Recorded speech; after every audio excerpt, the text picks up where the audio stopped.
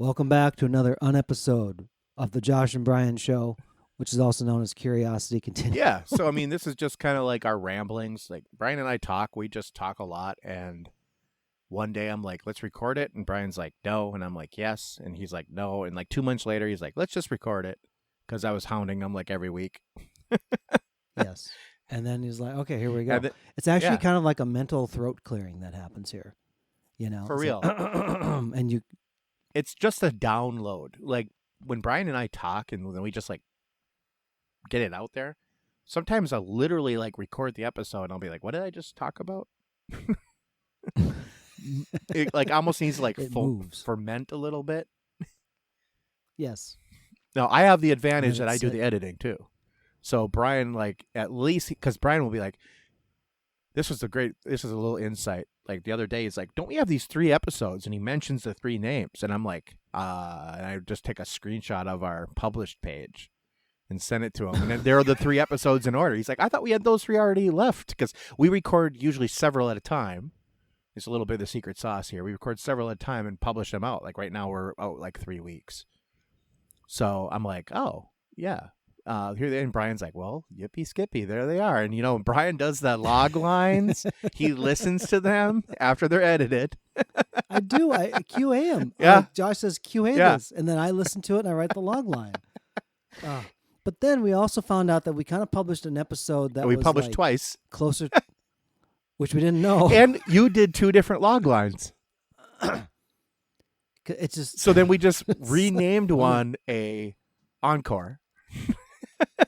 And it worked. You know, it was fine. It was like, okay. But it was like 3 weeks apart. That was the only difference. Usually our encores, and nobody called us out on it. I thought for sure we would get an email. We would have got an email on something, but it was good content, which is great. I mean, all the content's good in its own time. So sometimes there's a lot, and a little bit of the secret sauce too is like we try to publish kind of like evergreen content. Sometimes we don't always want to like date it with an event or something. Yeah, we were like real pedantic about like not dating it in the beginning. Right. And even with that, like it still holds up. I think because when pandemic happened and everybody was like, everybody's life screeched to a halt, like everybody had to process this. Like we might as well process it. Like we're not going to pretend like pay no attention to the pandemic happening. The man behind the curtain is not there. That's just tone deaf, and you got to stop that Yeah, stuff. but I think what we did is we did it a good way. We're like, we didn't focus on that. That was just something that was happening. It's part of the narrative that folded in. Right. How many times did I just have to process something out loud, or something that somebody said to me, and I go, "Oh, that's good," and then I realize sometimes in the publication schedule that as you've kind of picked the episode arc, I'm like, "Oh yeah," and now I'm 3 weeks later. Right. And I'm in a different spot. Yeah. Like that's an interesting thing to have when you hear your words come back to you at a time when you were doing something and you've shifted a little bit, and you go back and hear that and go, well, that really helped me. I know. And I kind of understand now when people say to me, like, you know, I listened to this episode and it really just resonated with me. And I always say, well, first of all, thank you. That's kind of the goal. We want it to resonate. If I can help one person or even just make one person think about something different, I think that's great. And that's just what I want to do. But then, like Brian says, like I have gone back and listened to old episodes because of editing or thinking like, oh, I might want to I'm going to encore this one. So I might want to listen to it again to see if I can clean it up because my editing has changed over the time. And so I'll look at it and I'm like, you know what? This is a really good episode. Like I really feel this. And it doesn't feel like it's me talking to me. It feels like it's past me speaking, which is a different person. Totally. Yeah, it's just really weird. You know? Allow myself to have a relationship with my past self to hear myself. Yeah. Talk about Allow this. me to introduce I'm not myself. me Let's anymore. allow myself to introduce myself. You know, but like I heard recently that, well, it was actually through my counselor, and she said that the communication, the conversation, is the thing that really provides that relational infrastructure, and it allows you to make those connections. Sure. You know, I started to think about even the times like Josh and I have talked for years. Yeah. And these podcasts, because they're a focused thing, it's like it sits in a different spot in my remembering. Yeah. Like when we talk about stuff, like it's processing out loud, but like I honestly don't remember all the content that we do for this podcast. I do remember the things that we're going through at the time as friends. Sure. Like what's happening in your life, what happened in my life, where are we right now? You know, we didn't talk for a couple of days because we're busy, and now here we are again. And it has been such a thing where it has really added a wonderful dynamic, I think, to our friendship in that regard, because like there are things that you just kind of fence in, and I kind of am sad for people who don't have somebody to talk to. I think that's sometimes like why I mentioned, like, Right. when I talk to my counselor, and she's wonderful. It's you're talking something out. It's a party that is not going to sit there and pass judgment on you. They're there to help you work through something. And how many people don't have that friend or that ear where you can sit down and just In talk? a judgment-free zone, like, Yes. because I think a lot of times we like insulate ourselves from speaking like a question. It might be a social issue of the day or something that we're having problem processing, and we need to speak it out because people are social beings. Like you can't always just keep thinking in your own head. I think that those people that do that, to some extent, are like have mental illness in some point because they are not ever like getting it out so that they can bounce it off somebody to work through a problem or an issue, or even just not even work through it, but just say it. Because saying something just sometimes helps you get it off your mind, right? And what it does, honestly, when you put it out there, you might say it to somebody like, what have you told yourself in your head about this topic? Yeah. Because I know I've been there. People will go like, wait, where is this coming from? And I have to then go back and say, well, this. I'm like, oh, wait, that actually wasn't. That didn't actually happen. It was just something I inferred from the... Well, like my wife does this a lot. Like she'll like say something to me and I'll be like, what are you talking about? She's like, well, you remember when this happened and you thought I was crazy and blah, blah, blah. I go, what? I'm like, we never even had that conversation. She goes, no, but you had to think I'm nuts.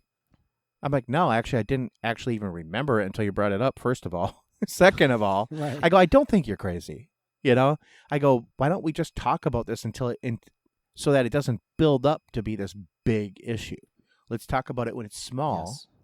And it's something that we can just tweak, or just like, that's not an issue. Just throw it away. So I have my notes from some of my counseling sessions. This is really good. I want to put this out there for folks. So to be curious is to have self-compassion. So when we talk about, Josh and I are curious people. Yeah. Josh is actually probably more self-compassionate to himself than I was at the start of this podcast. And just in life in general, I think. Cut yourself some slack. But that's, cut yourself some slack because you're a human being. Right. This is the part that I kind of want to lift up to people especially, is that experiences are composed of thoughts, emotions, body sensations, and beliefs. I'll say that again. It's that experiences are composed of thoughts, emotions, body sensations, and beliefs. Now, what's cool about that is that that's kind of a pretty complex thing to have an experience of what that is. And what happens is, she said, those things really don't have time attached to them, especially if there's something that was an adaptation that's maladaptive and it was something that needs to be reprocessed, right? Yeah. Like for people, like for example, with PTSD, if they hear like a motorcycle backfire, it could bring they don't think it could bring them right back to the trauma, right? Yeah. And it's like, well, that was 10 years ago. Aren't you over No. that? It's like, no, because that is lodged right there and there's something to talk out. You need to know when you're like emotionally safe to share something. Like, obviously, you don't just start spilling your guts to everyone. Well, yeah. I mean, know? sane people don't anyway. Well, but I mean, I've tried that in the young years, and then people are kind of like, just, I'm gonna back. All right, Brian's a little weird now, everybody. Yeah. Watch out. And it's like, I'm trying to be honest, but then there's like a discretion thing. But where discretion kind of goes wonky is when somebody feels like they have to manage to an unspoken set of assumptions that the other person put on them. That's where it starts to get weird. Yeah, it's almost like I always like to look at like little kids, like, right? Like they don't have the filter. Like they like a 4-year-old will just tell you everything. So if you said something to that 4-year-old, it's getting out, And you better not have sworn accidentally or something, because it's coming, you know? But as you grow older, you kind of learn, like, oh, like I should not always share everything immediately and unfiltered, right? And sometimes it's really interesting when somebody just doesn't have that filter. Like, as I've known people that are just like, they don't give a crap. Like, especially as you get older, they're just like, you know what? I don't care. I'm just going to say what I say, and you're going to like it. You know, it's like, okay, all right, Grandpa. You know, but that is interesting too. I mean, that's kind of like, I don't know, I went on a tangent there, but No, but it's something where when you have that place to have somebody actually not just say yes to right, you, challenge you. you know, Yeah, and they're going like, why do you think that?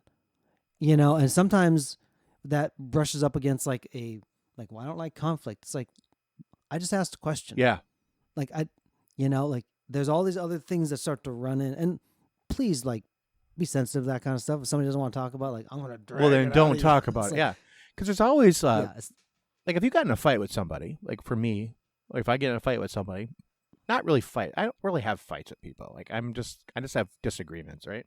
But like, I would say, like, oh, before we talk, like, when, you know, at some point, let's talk about what happened here, but we don't have to do it now. We can do it a week from now, but let's talk about what happened so that, you know, we can figure out what happened. And usually, like, some people just don't want to talk about stuff.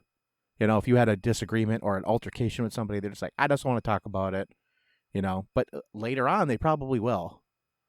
And they might not talk about it with you. That's the thing too. It's like, they might go talk about it with someone else. Like, if it's a coworker and they like to stir the pot, they'll go talk about it with someone else. And then, so you got to think, like, do I do the bigger thing here and just let it go? Or do I, like, escalate the situation, you know?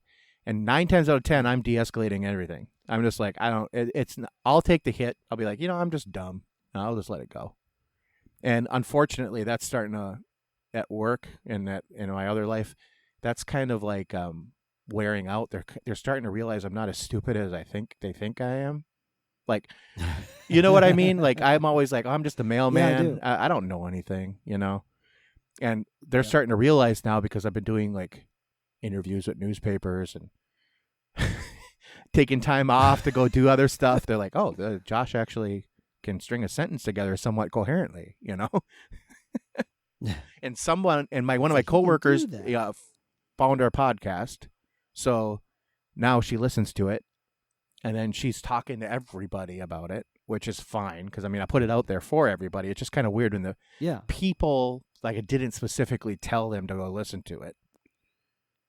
And they found it. Yeah, like one guy, like, it was amazing. You should have seen the moment when she realized it was me, because she was, like, listening to our podcast. Are you serious? on break in her earbuds, and I saw the Curiosity Continuum logo, and I said, "Hey, what are you listening to?" And she's like, "Oh, this is a really good podcast I found. It's called Curiosity Continuum. It's like Brian and Josh." And she goes, just like stares at me. I'm like, "Yep, yep." I wish I would have had that on camera. I did too, because it was weird, because it was just kind of like, she put it together, and I was like, "Yep," and I just walked away. Yep. You've always been better at that than me. I've come into the frame the opposite way, where it's like, well, Josh says, you don't need to talk right now. We could talk in a week. And I'm like, we're not going to talk about anything for another week until this. We're talking about this right now. Yeah, Brian's very direct that way. Like, if you're the problem, it's not a problem. I'm not. I reframe that all. No, it's not. Okay. It's not. But it's just the way that you are singularly minded, and that's not a bad thing. It's just something that a lot of people aren't that way. And I think that was a shocker to me in some regards. But I also, too, as I've gotten older, and I'm married to a wonderfully empathic wife. Yeah. Who I've gleaned things, and those things have been, like, worked into my personality over it. Personality work can happen, folks, and it's been worked into me. I am proof positive that they can. Yeah, happen. My wife and I are the same way. You know, what I wasn't doing on those things was the emotional consideration. I was just wanting to drive to a resolve, and and now just the words, like you, for the person.